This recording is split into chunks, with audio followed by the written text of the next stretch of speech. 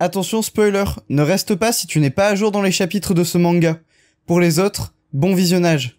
Bonjour à tous, c'est Saliste et on se retrouve aujourd'hui pour une vidéo mi-théorie, mi-explication dans laquelle on va voir si Izuku va et peut sauver Shigaraki, parce que la question c'est pas tant est-ce que Izuku va sauver Shigaraki, mais est-ce que Shigaraki est sauvable de toute façon. Bref, sans plus tarder, générique.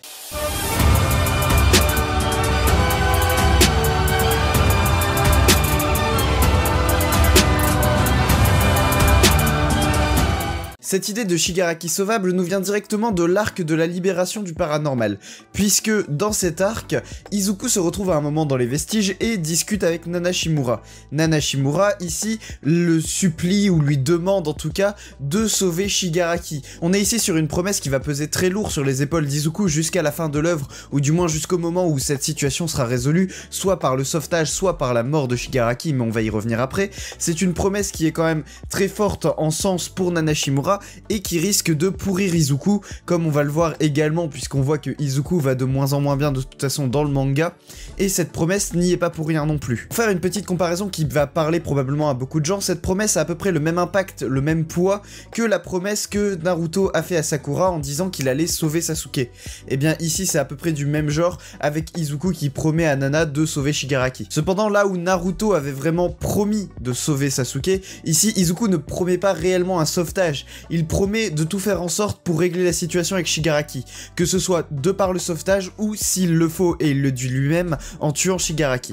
Tout d'abord, et pour répondre à la grande question existentielle à laquelle j'ai déjà répondu dans cette vidéo qui s'affiche en haut à droite de votre écran et que je vous invite à aller voir, je pense que Shigaraki est le méchant final de My Hero Academia. Beaucoup ne sont pas du même avis que moi, et de toute façon seul l'avenir nous dira si j'ai raison ou si j'ai tort, mais c'est vrai que de par le fait qu'All for One est quand même un grand mastermind, il serait logique de penser que c'est All for One le méchant final de My Hero Academia. Mais j'ai déjà discuté de ça dans cette vidéo, je parle notamment de la dualité entre Izuku et Shigaraki, qui laisse sous-entendre que Shigaraki, étant le parfait opposé d'Izuku, mérite d'être le méchant final si Izuku est le héros principal. D'ailleurs n'hésitez pas à me dire en commentaire ce que vous pensez de ça, est-ce que vous pensez que Shigaraki est le méchant final, ou est-ce que All for One est le méchant final de My Hero Academia. Toujours est-il qu'Izuku a fait cette promesse à Nana Shimura où il dit qu'il allait sauver Shigaraki de l'emprise de All for One.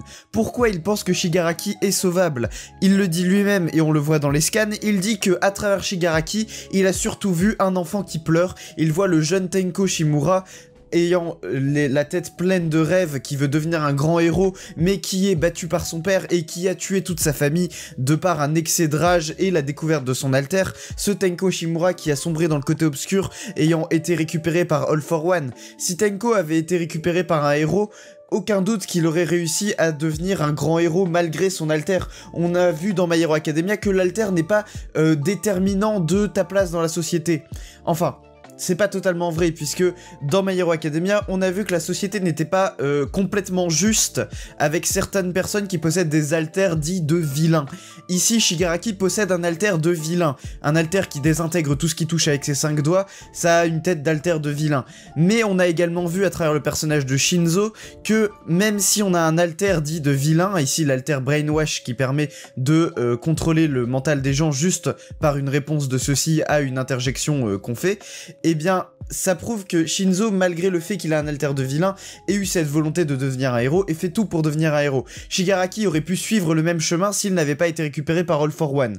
Le fait est que maintenant qu'il a été récupéré par All for One et qu'il a été, comment dire, conditionné à devenir un vilain, puisque All for One lui a inculqué toutes ces notions et ces valeurs de méchant finalement, même à travers le fait qu'il lui ait donné son nom de famille.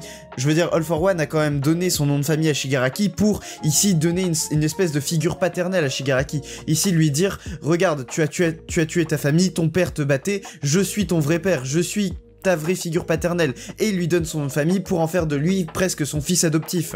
Toutes ces notions regroupées de fils adoptif de All for One, d'une éducation centrée et tournée autour du fait de devenir un vilain, laissent penser à Izuku que Shigaraki est sauvable, que Shigaraki n'est pas une cause perdue, et que Izuku pourra réussir à terme, éventuellement, à sauver Shigaraki, et pas forcément à le ramener du bon côté je pense, mais à l'empêcher de faire quelque chose d'irréversible, que ce soit la destruction d'une grande ville entière, même si Shigaraki l'a déjà fait, mais bon, peut-être qu'il arrivera à l'empêcher de, je sais pas, franchir un cap à partir duquel il ne serait plus possible de revenir en arrière. Maintenant, la question fatidique, est-ce que Izuku va réussir à sauver Shigaraki? Parce que pouvoir le faire est une chose, réussir à le faire en est une autre.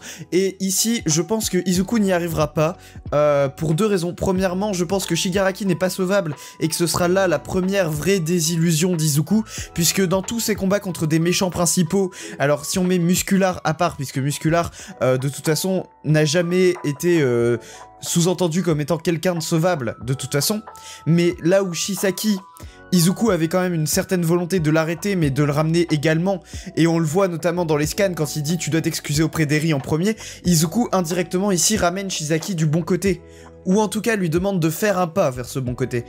Ensuite, on a eu Gentle Criminal qui là est le meilleur exemple, j'ai envie de dire, puisque Gentle a été ramené du bon côté par Izuku, il a compris ses erreurs et il a compris que tout ce qu'il faisait ne rimait à rien en tant que vilain et que c'était pas là sa place dans la société. Il y a eu Stain également, alors Stain on peut pas vraiment dire qu'il a été ramené du bon côté, mais ce qui est sûr c'est que Izuku a réussi à montrer à Stain sa valeur en tant que vrai héros, ou en tout cas vrai héros selon la notion de héros de Stain de toute façon. Ce qui fait que si Izuku décide de faire quelque chose, normalement et logiquement, Stain devrait le suivre dans ses pensées et dans sa doctrine, puisque Stain, je le rappelle, n'est pas tant un vilain dans le sens vilain du terme, il n'est pas un vilain comme Shigaraki, c'est-à-dire qu'il ne fait pas le mal pour faire le mal. Stain est un tueur de héros, c'est un tueur de héros qu'il ne juge pas digne d'être des héros. Donc, d'une certaine manière, pour Stain, il se considère du bon côté. Pour les héros, Stain est du mauvais côté. Pour les vilains, Stain n'est pas exactement de leur côté. Donc en fait, Stain est dans une espèce de juste milieu, un peu neutre, mais pas totalement non plus, puisque bon, faut rappeler qu'il tue quand même des héros, mais Stain, je pense, n'hésite pas non plus à tuer des vilains qui ne suivent pas sa doctrine. Et on l'a vu notamment lors de sa rencontre avec Shigaraki. Bref, tout ça pour dire que Izuku a quand même réussi à ramener des vilains de son côté. On va dire ça plutôt comme ça, puisque Stain n'est pas devenu un héros non plus, mais Gentle Criminal s'est calmé et a écouté Izuku. Stain écoute Izuku et est d'accord pour dire qu'Izuku est un vrai héros comme il le dit d'All Might.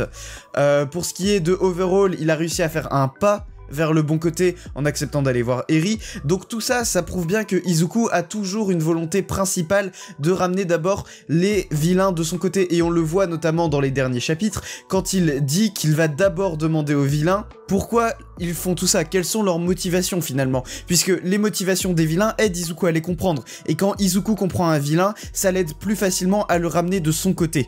Maintenant, pour en revenir à Shigaraki, Shigaraki est selon moi beaucoup trop ancré dans le côté obscur, si je peux dire les choses comme ça, puisque non seulement il a été élevé toute sa vie par All for One, qui est quand même le vilain ultime, il possède l'alter du All for One, donc il y a une espèce de soif de pouvoir qui suit avec ça de toute façon. Il est quand même incroyablement puissant et a déjà tué des centaines et des centaines de personnes qui sont finalement innocentes. Donc comparé à tous les autres vilains que Izuku a dû affronter par le passé, Shigaraki est quand même à un autre level. Shigaraki est quand même au-dessus de tous ces autres vilains en termes de noirceur, en termes de méchanceté. Mais donc si Izuku n'arrive pas à sauver Shigaraki, comment va-t-il faire? Il a dit que sa seule autre option s'il n'arrivait pas à sauver Shigaraki était de le tuer. Donc Izuku va tuer Shigaraki.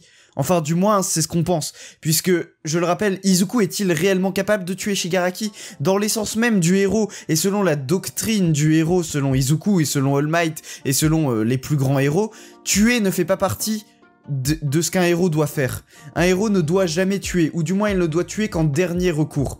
Ici, je pense que Izuku, et comme il l'a dit lui-même, ne tuera Shigaraki qu'en dernier recours. Et je pense que de toute façon, il n'en sera même pas capable. Mais si Izuku ne tue pas Shigaraki, et s'il ne le sauve pas, comment va-t-il faire? Eh bien, selon moi, la fin de Shigaraki se fera de lui-même. Je pense que Shigaraki mourra, mais pas des mains d'Izuku. Soit il sera tué par All for One quand All for One n'aura plus besoin de lui, mais du coup ça ne rejoint pas ma théorie comme quoi Shigaraki serait le méchant principal. Soit Shigaraki, dans sa soif de pouvoir et dans sa folie grandissante, va finir par se tuer lui-même d'une manière ou d'une autre. Pas peut-être pas volontairement finalement, mais peut-être qu'en essayant de voler le One for All, ça fera trop de puissance pour un seul être, et peut-être que c'est ça qui le tuera, mettant fin au All for One et au One for All d'une traite, ce qui rejoindrait ma théorie sur la fin de My Hero Academia, sur l'extinction des alters. Bref, peu importe ce qui se passera, seul l'avenir nous le dira, et on ne pourra savoir que dans les prochains chapitres, durant les prochains mois, nous aurons la réponse sur l'avenir de Shigaraki, sur est-ce qu'il va être le grand vilain de My Hero Academia, est-ce qu'il va mourir, est-ce qu'il va être sauvé,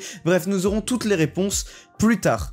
Donc, en attendant, abonnez-vous, laissez un pouce bleu, activez la cloche. Vous pouvez me suivre sur tous mes réseaux, donc Twitter, Instagram, lien en description. Vous avez également le Discord de la communauté pour aller discuter avec les autres membres de la communauté sur cette théorie et sur d'autres vidéos My Hero Academia ou d'autres mangas. Tout est en description. C'était Sadiste et je vous dis à la prochaine pour une prochaine vidéo. Salut!